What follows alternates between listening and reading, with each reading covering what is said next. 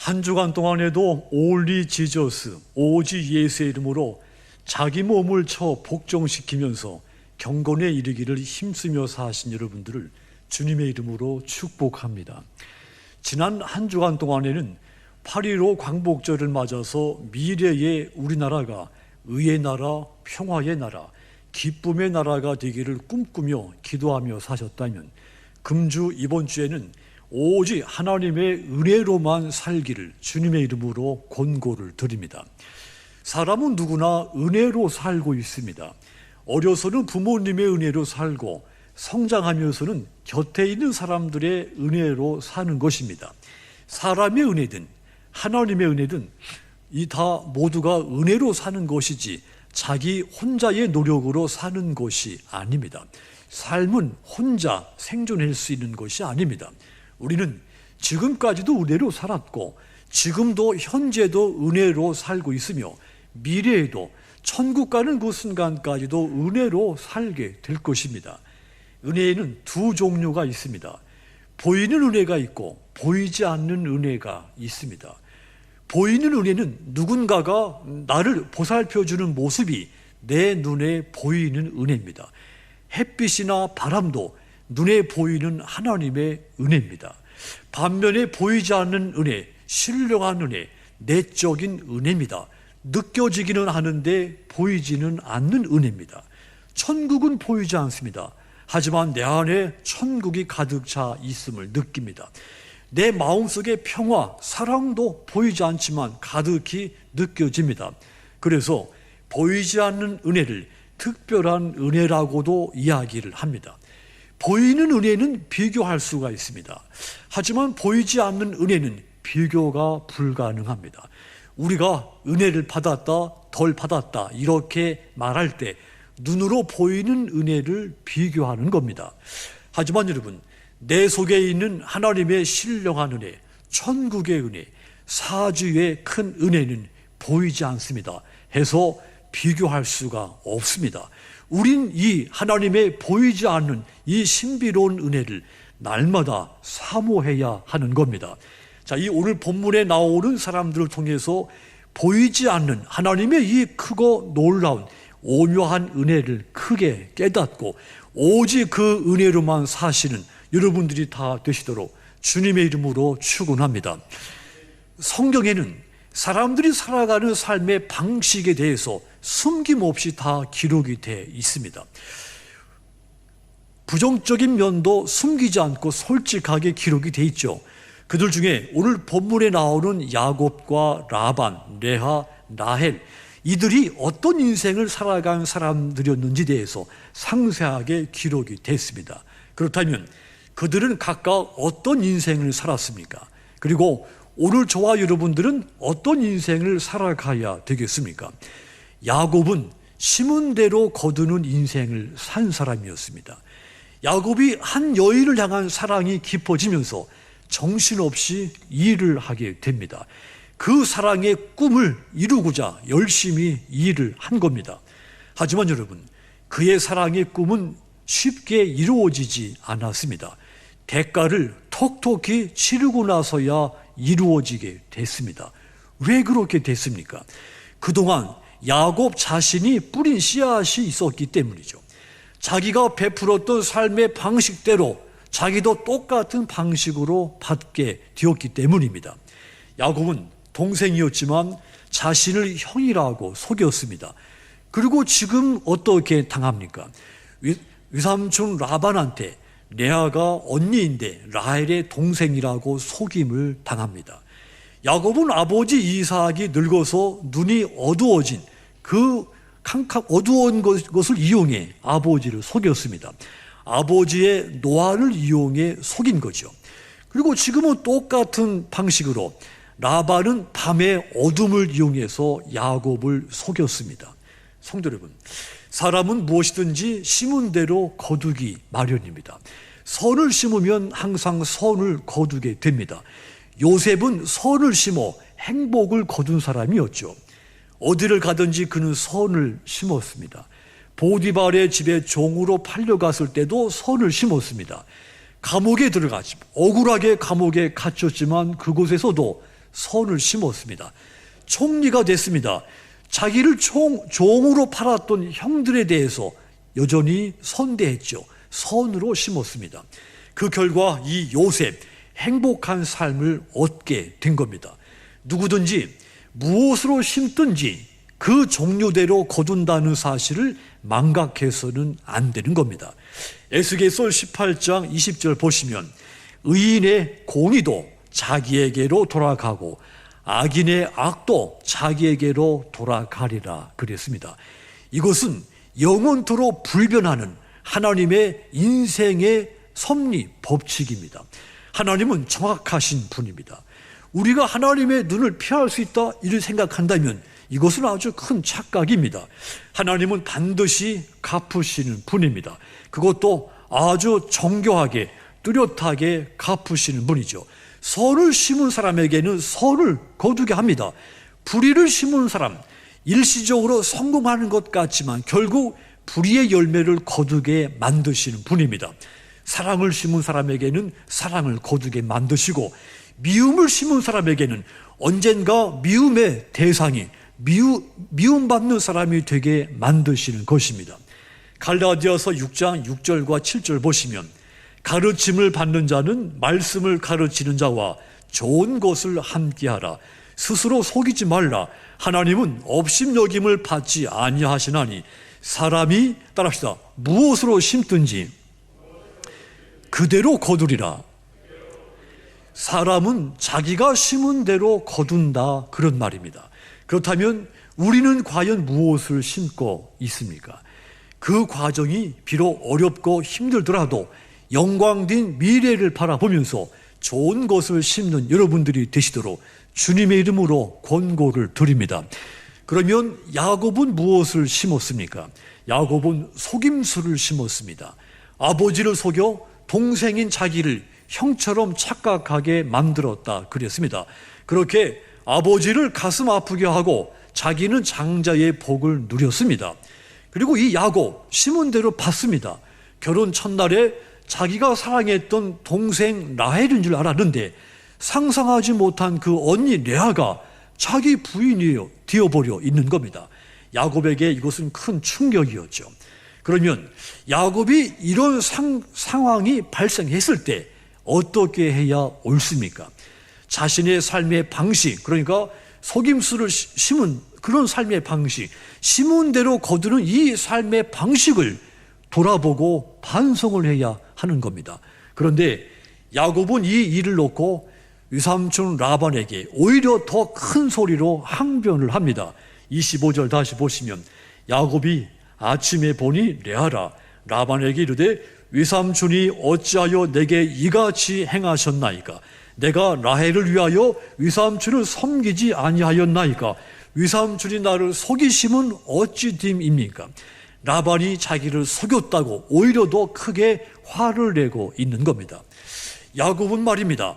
그 순간에 하나님 앞에서 지금까지 속임수로 살아온 자신의 삶을 회개해야 했습니다. 하나님의 시선에서 보면 이 야곱은 입이 100개가 있어도 할 말이 없는 그런 사람이었기 때문이죠. 하지만 이 야곱 끝까지 자신의 삶을 돌아보지 않습니다. 야곱은 과거의 삶에서 속임수를 심었고 결국에는 그 심은 대로 거두고 맙니다. 우리도 마찬가지입니다. 내게 억울한 일이 닥쳐옵니다. 내가 생각하지 못한 일들을 만나게 됩니다. 그랬을 때 우리가 어떻게 행동해야 하겠습니까?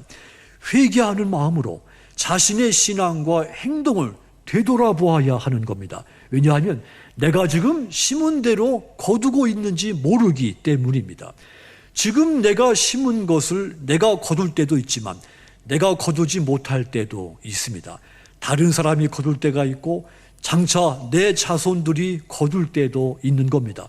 그래서 우리는 어느 상황이든지 어느 때이든지 좋은 것을 심도록 해야 하는 겁니다. 하나님은 우리가 선을 심고 하나님의 나라를 심으면 하나님의 때, 하나님의 환경에서 좋은 것으로 거두게 만들어주시는 분입니다. 그러므로 사랑하는 여러분들, 선한 것을 힘써 심으셔서 하나님이 주시는 좋은 열매를 가득히 거두시게 되기를 주님의 이름으로 축원합니다. 야곱이 심은 대로 거두는 인생을 산 사람이었다면 라반은 계산적인 인생을 산 사람이었죠. 라반이 야곱에게 철저히 계산적인 방식으로 대했습니다. 하지만 이 라반도 똑같이 그 대가를 계산적인 방식대로 받고 맙니다. 사위 야곱에게서 받고 또 사랑하는 딸 라헬에게서도 그대로 계산적인 방식으로 받고 맙니다. 하나님은 정교하신 분입니다.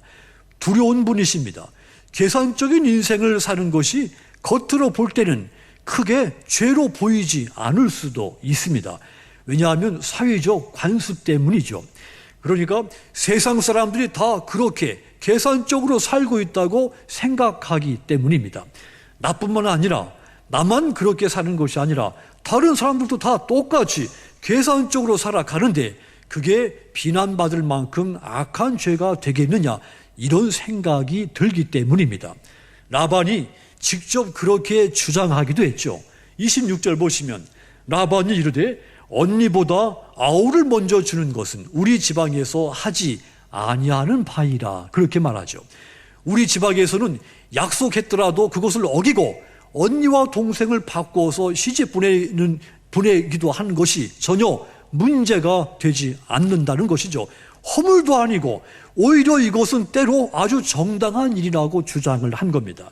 하지만 여러분, 온 세상 사람들이 다 계산적인 방식으로 산다고 해도 예수 믿는 저와 여러분은 그렇게 살면 안 되는 것입니다. 왜냐하면 누가복음 22장 25절 26절 보시면 예수께서 이르시되 이방인들의 임금들은 그들을 주관하며 그 집권자들은 은인이라 칭함을 받으나 너희는 그렇지 않을지니 너희 중에 큰 자는 젊은 자와 같고 다스리는 자는 섬기는 자와 같을지니라. 이 두 절에서 중요한 말씀, 너희는 그렇지 않을지니, 이 말씀을 주목하십시오. 누가 큰 자인지 다투는 제자들, 그들에게 예수님께서 너희는 세상의 잣대와 다르게 살아야 된다, 이런 말입니다. 이것은 예수님께서 제자들과 그리고 오늘날 저와 여러분들에게 명령하는 겁니다. 세상 사람들의 기준으로 잣대로 살지 말라, 다르게 살라는 겁니다. 주님이 우리에게 기대하시는 삶의 방식은 세상과 같지 않아야 된다는 이야기입니다. 그렇다면 생각해 보십시오. 라반은 자신의 행동에 대해서 자기가 살고 있는 그 지방의 관습에 따라서 했으니까 나는 이건 잘못된 것이 아니다, 핑계를 댔지만 사실 그것도 말이 안 되는 핑계가 됩니다. 정말 이 라반이 지역의 관습대로 정당하게 한 행동이었다면 야곱에게 결혼식을 하기 전에 그리고 7년을 라헬을 위해서 일을 하는 그 동안에 이 사실을 먼저 알려줘야 했습니다. 정당한 일이었다면 감출 일이 아니었죠. 처음부터 이야기를 해주어야 옳은 일입니다. 그렇지만 이 라반은 야곱에게 알려주지를 않았습니다. 라반이 야곱에게 처음부터 언니와 동생을 바꾸어서 시집 보내겠다고 말했다면 아마도 야곱도 계산적이었기 때문에 열심히 일하지 않았을 겁니다. 야곱이 7년을 수일처럼 정신없이 최선을 다해서 있었던 것, 라헬을 아내로 맞을 수 있다는 이 한 가지 목표 때문이었죠. 그 야곱의 속마음을 잘 알고 있는 이 라반, 야곱을 속여 야곱으로 하여금 정신없이 일하도록 이용을 한 겁니다. 그러면서 동시에 레아도 시집을 보내는 효과도 얻어냅니다. 라반의 이 계산성은 아주 뛰어나다고 할 수 있습니다. 라반은 그 이후에 야곱에게 동생 라헬도 또 주겠다고 하면서 또 7년을 더 일하도록 요청을 하죠. 이것은 상대방을 최대한 이용하는 그 치밀한 계산성을 잘 드러내고 있는 겁니다. 잘 생각해 보면 야곱의 입장에서는 레아와 라헬의 가치는 동일할 수가 없습니다. 그러니까 야곱의 입장에서는 라헬을 위해서는 내가 7년 아깝지 않게 일할 수 있지만 레아를 위해서는 한 3년 정도 일해도 될 일이었죠. 야곱의 입장에서 본다면, 인간적으로 보면 그렇게 생각될 수 있습니다. 왜냐하면 야곱의 눈에 라헬이 훨씬 더 매력적으로 보였기 때문이죠. 그런데 라반은 레아를 위해서도 7년을 일하게 만들었죠. 이것이 세상 돌아가는 방식입니다. 라반은 세상은 계산적인 그 사람만이 성공할 수 있다고 주장하는 그런 사람들을 상징적으로 보여주고 있습니다. 또 그 자신 또한 철저하게 더하기의 계산법으로 인생을 살았습니다. 하지만 여러분, 예수님의 인생 계산법은 다릅니다. 마태복음 5장 41절과 42절 보시면, 또 누구든지 너로 억지로 오리를 가게 하거든 그 사람과 심리를 동행하고 네게 구하는 자에게 주며 네게 꾸고자 하는 자에게 거절하지 말라 그랬습니다. 예수님의 인생 계산법은 빼앗기는 것입니다. 나누는 것입니다. 비우는 것이라 했습니다. 예수님이 원하시는 인생 계산법은 손해보기 방식인 겁니다. 이것이 은혜의 인생 계산법인 겁니다. 예수님은 철저하게 자신을 비우시는 방식으로 우리를 구원하셨습니다. 하늘 보좌를 버리셨습니다. 그리고 우리 곁에 오신 것입니다. 십자가에서 우리를 위해 보혈의 피를 아낌없이 버리심으로써, 흘리심으로써 우리를 구원하신 겁니다. 예수님께서 철저하게 비우심으로써 마침내 우리가 죄사함의 은혜를 누릴 수 있게 된 겁니다. 이것은 어떤 것과도 비교할 수 없는 은혜 중에 은혜인 겁니다. 사랑하는 성도 여러분, 예수님은 오늘 우리에게 자신이 보여주신 이 비움의 인생 계산법의 이 삶을 따를 것을 요구하고 계십니다. 그러므로 사랑하는 여러분들, 예수님을 따라서 내 것을 빼고 나누고 비움으로써 오직 예수님이 원하시는 은혜의 삶을 살게 되시도록 주님의 이름으로 축원합니다. 또한 야곱이 심은 대로 거두고 라반은 계산적인 인생을 살고 라헬과 레아는 그와는 다르게, 차원이 다르게 은혜로 산 자매들이었죠. 인간에게 가장 큰 불만은 어떤 불만일까요? 내 의지와는 상관이 없이 나에게 어떤 억울한 상황이 발생했을 때 불만을 갖게 됩니다.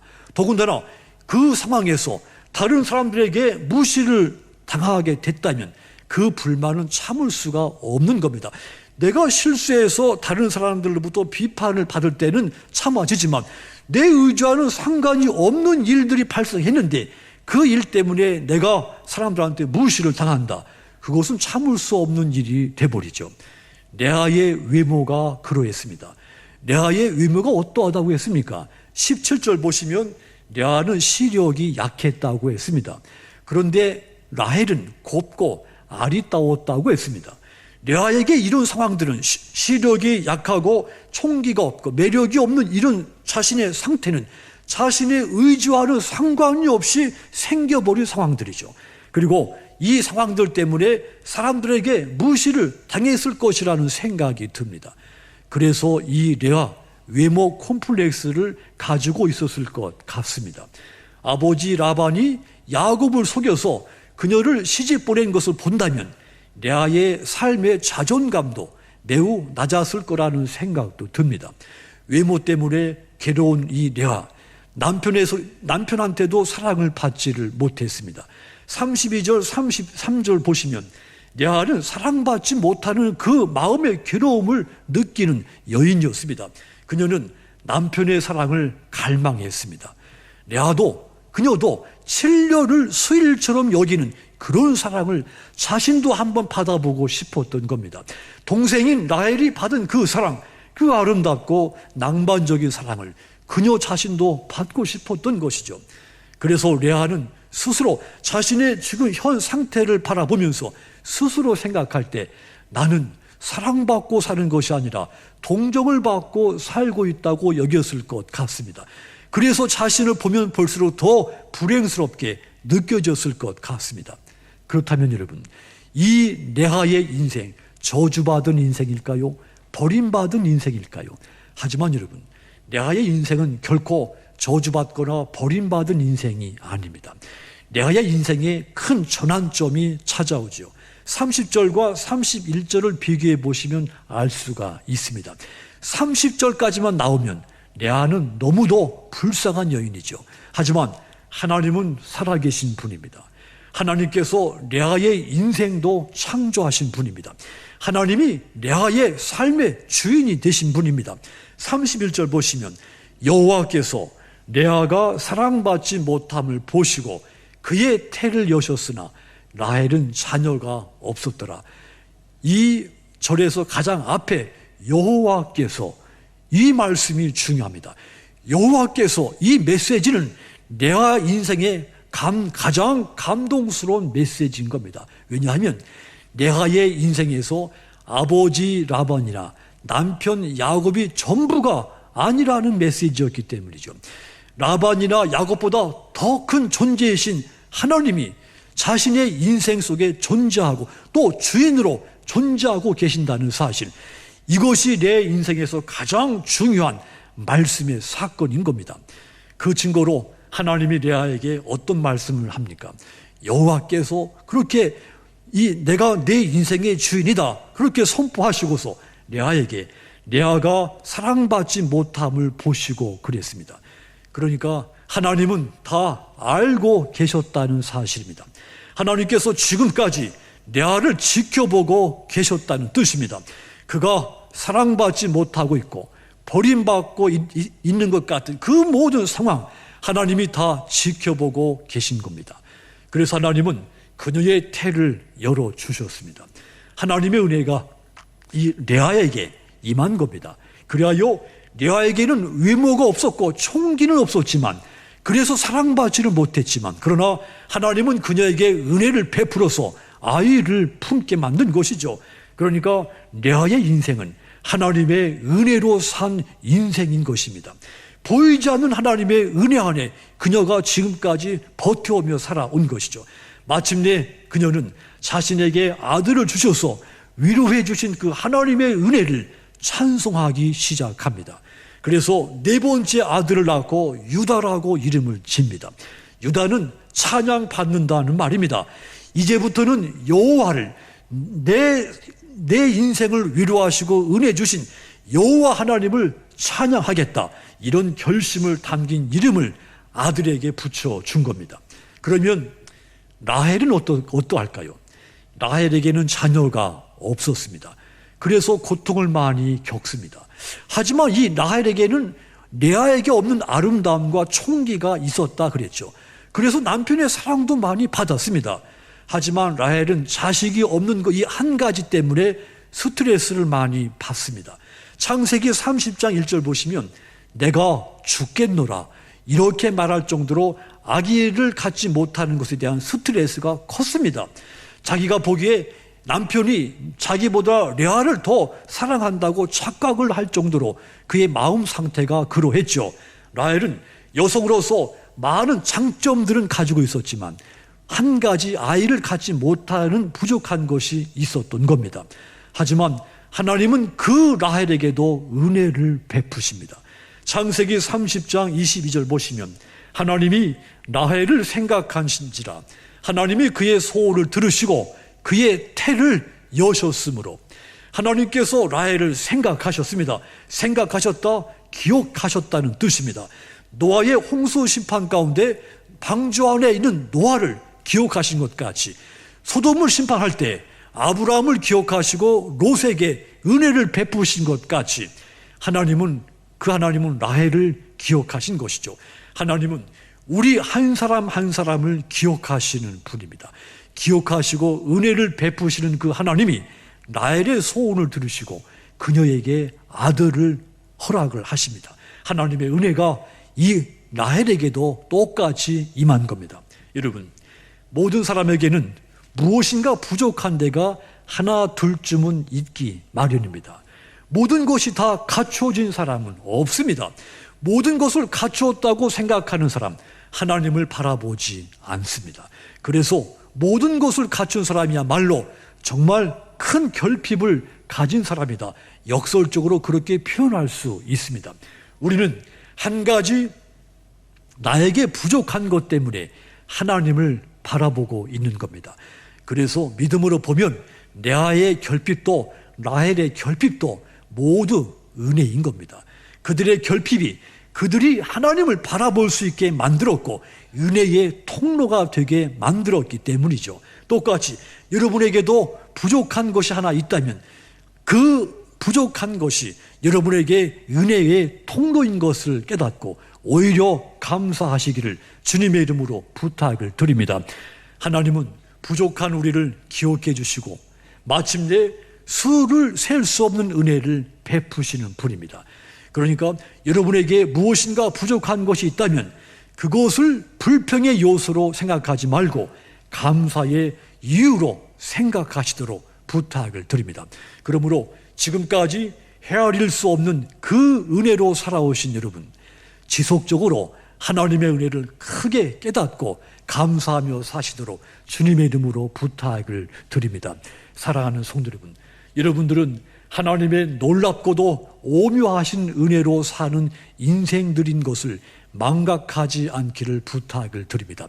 그래서 선한 것을 심어 좋은 것을 거두시고 예수님처럼 철저히 비움으로써 잃어버린 영혼들을 살려내시고 부족한 나를 기억하시고 은혜 베푸신 그 하나님의 풍성한 은혜로만 날마다 감사하며 찬송하며 살아가시도록 주님의 이름으로 축원합니다. 기도하겠습니다.